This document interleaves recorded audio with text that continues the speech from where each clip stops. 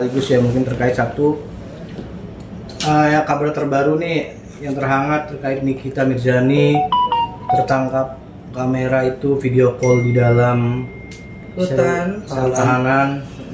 Nah itu ada yang bilang, tim kuasa hukum bilang itu sudah difasilitasi. Nah mungkin kebenaran seperti apa mungkin? Yang jelas begini ya teman-teman ya, bahwa kalau sebenarnya terkait itu ya memang ada aturan, tentu kan ada aturan yang mengatur, terutama dari peraturan Menteri Hukum dan HAM itu ya. Kalau nggak salah itu nomor 6 peraturannya itu tahun 2013. Tapi kan tujuan dari peraturan itu dibuat tentu ada tujuannya ya kan. Memang di situ ada larangan terpidana tahanan membawa alat komunikasi ya. Tapi tentu larangan itu ada alasannya. Kenapa dilarang? Karena khawatirnya kalau misalnya disalahgunakan, seperti misalnya dipergunakan untuk melakukan transaksi narkoba atau melakukan suatu penipuan. Nah, pertanyaannya, bagaimana misalnya ketika mereka mempergunakan HP dan itu memang difasilitasi, ya kan, oleh rutan ya, dan itu tentunya kan diawasi begitu ketat ya di sana, ya. Nah, kedua, pertanyaan yang kedua, apakah mereka itu sudah menyelidiki bahwa apakah benar HP yang dipergunakan Nikita itu HP miliknya? Kalau bukan itu miliknya berarti tidak melanggar peraturan itu. Tentu begitu ya. Nah kedua, apakah mereka ini sudah menanyakan ya ke pihak yang berwenang? Tentu mungkin rutan yang ada di sana ya, kepala rutannya misalnya atau sekretarisnya atau siapa pengurusnya di sana, mempertanyakan terlebih dahulu lah bahwa apakah HP yang dipergunakan Nikita itu adalah HP miliknya atau memang itu adalah fasilitas, ya. Kalau misalnya memang itu adalah fasilitas rutan, berarti itu kan tidak ada masalah ya. Tentu tidak ada masalah dan itu tidak perlu dipersoalkan. Kedua, terkait masalah larangan tadi itu kan dilarang, misalnya dilarang untuk membawa HP atau menyimpan atau memiliki tahanan atau narapidana itu karena dikhawatirkannya akan menyalahgunakan ya, seperti melakukan tindak pidana seperti itu tadi, misalnya dia pakai transaksi narkoba ataukah dia mempergunakan untuk penipuan. Tapi saya pikir hal yang wajar ketika dia menghubungi mungkin keluarganya, mungkin sahabatnya, apalagi kalau misalnya memang itu fasilitas, ya kan? Yang membuat saya bingung juga, kenapa sih suatu orang yang tidak begitu jelas ya, persoalannya sudah diributkan gitu. Maksudnya saya, kalau misalnya memang itu mau diributkan, sebaiknya cerdas sedikit lah. Ya, tanyalah ke sana dulu. Ya kan, ke rutannya, ini Pak ada yang begini, ini Bu ada yang begini.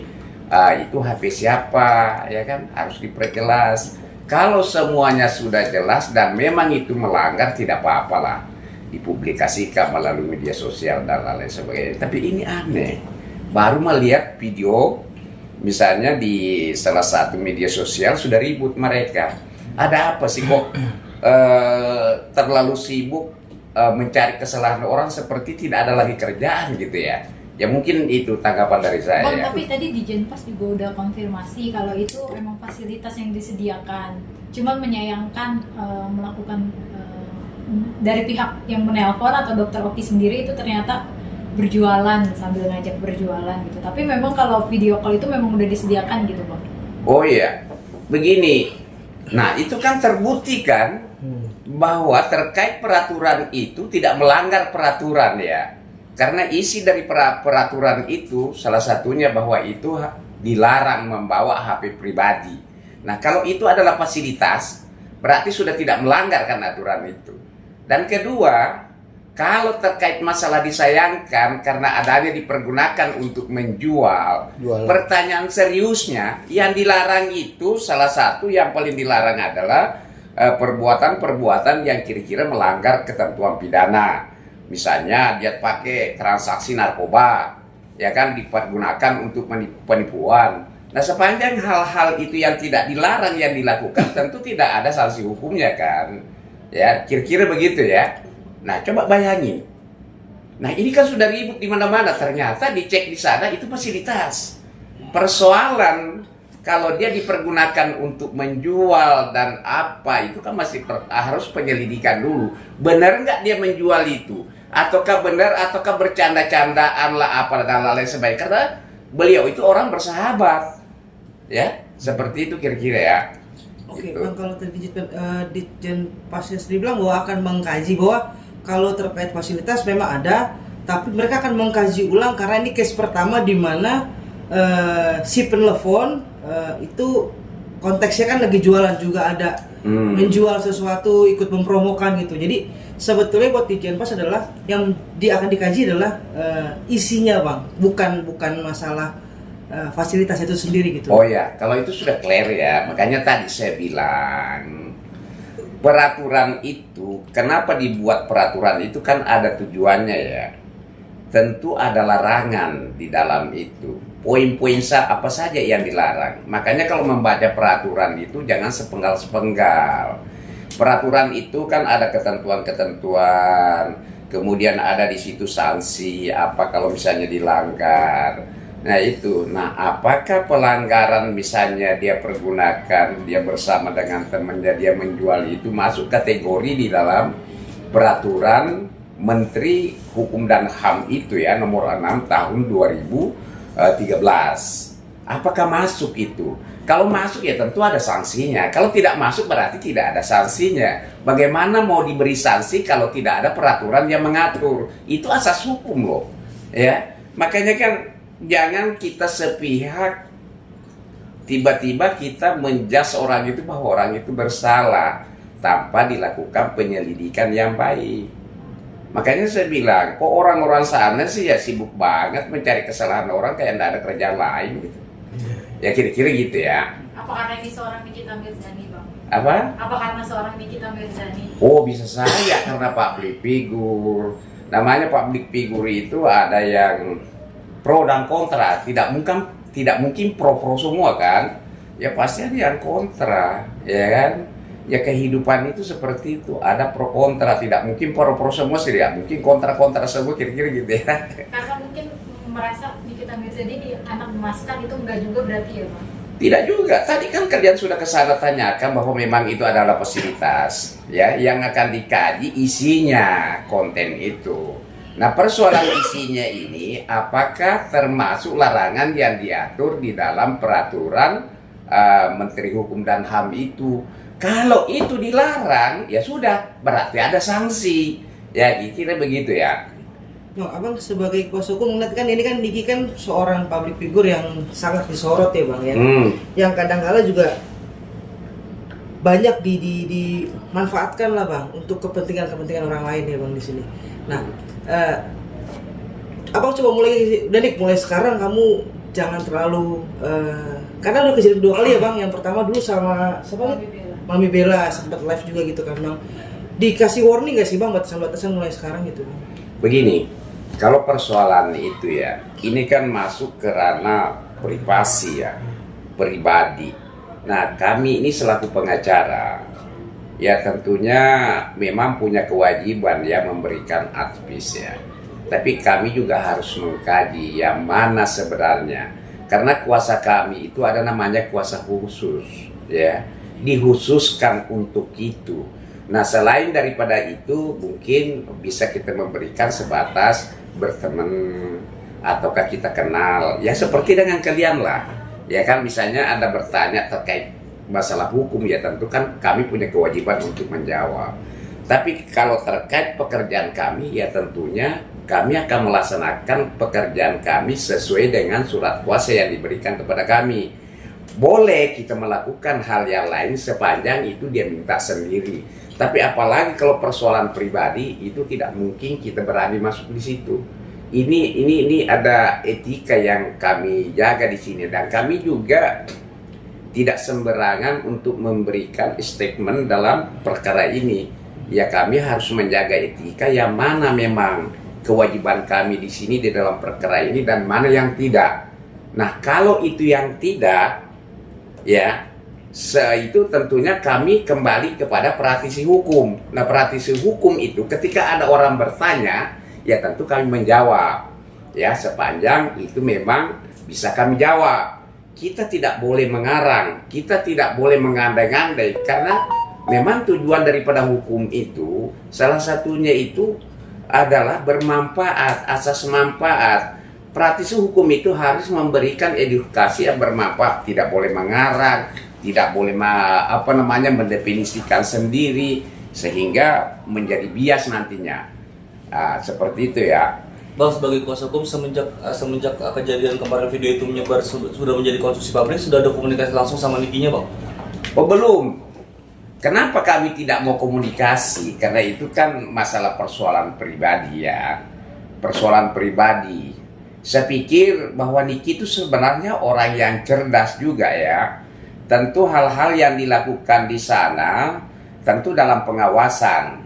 Ya, saya tidak mau juga komentari itu karena ada pihak yang berwenang di sana.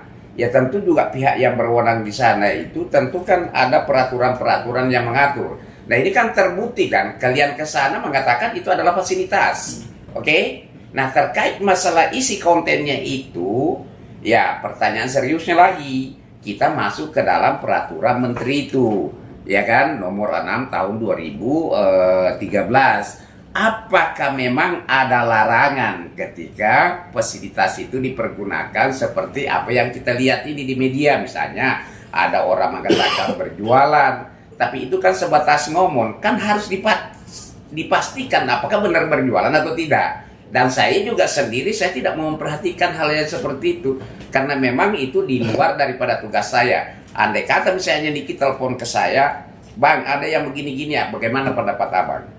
Ya pasti aku jelaskan, karena itu di luar daripada tugas saya. Tentu saya akan menjawabnya selaku praktisi hukum. Saya ini terlalu banyak kerjaan, ya saya tidak bisa kayak orang-orang di sana semuanya dicari-cari kayak tidak ada pekerjaan ya, seperti itulah ya. Bang, artinya Abang sendiri tidak juga menyalahkan Nikita ya ketika sedang telepon sahabatnya itu, terus sahabatnya ngajak berjualan. Ya, tentu saya tidak pernah mau menyalahkan itu. Kenapa saya tidak mau menyalahkan? Karena saya kan tidak tahu persis, ya kan, apa sih sebenarnya yang dilarang-larang di sana ya? Apa sih ketentuan-ketentuan yang mengatur di sana? Itu kan sudah ada pihak-pihak yang berwenang di sana.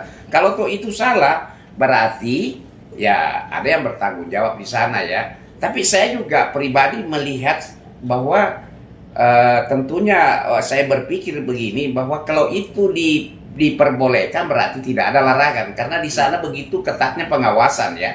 Kalau dia mempergunakan misalnya HP untuk misalnya video call atau menghubungi keluarganya atau bagaimana, itu kan ada yang ngawasi. Nah sepanjang itu boleh berarti tidak ada masalah. Oleh karena itu itulah yang menjadi dasar kepada saya.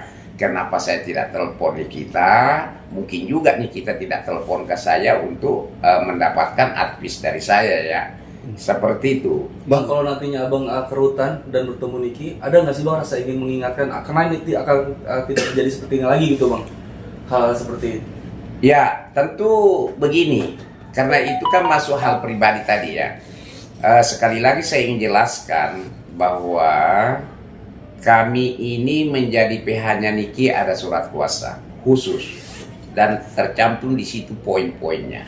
Nah, selain daripada itu, berarti kalau saya bekerja atau menjalankan suatu pekerjaan di luar daripada surat kuasa itu, berarti saya bertindak selaku praktisi hukum. Nah, biasanya praktisi hukum itu ditanya baru menjawab. Andai kata nanti Nikita datang, saya Bang ini kan rame di luar, bagaimana tanggapan Abang?